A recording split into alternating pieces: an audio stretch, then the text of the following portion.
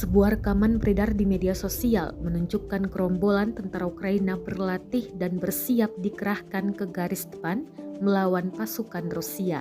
Rekamannya beredar di Telegram pada Minggu, 7 Mei 2023. Dalam keterangan unggahan disebutkan Angkatan Bersenjata Ukraina menunjukkan persiapan untuk serangan balasan.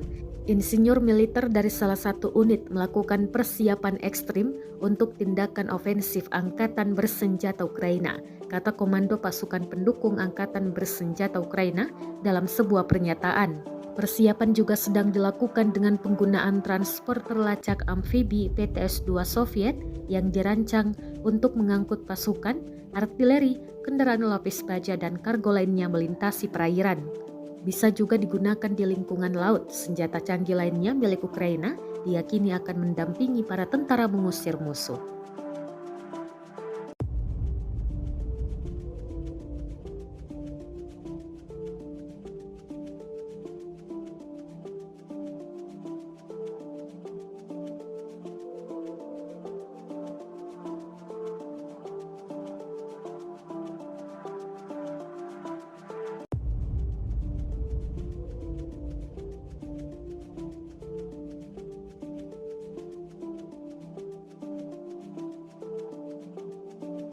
Terima kasih sudah nonton.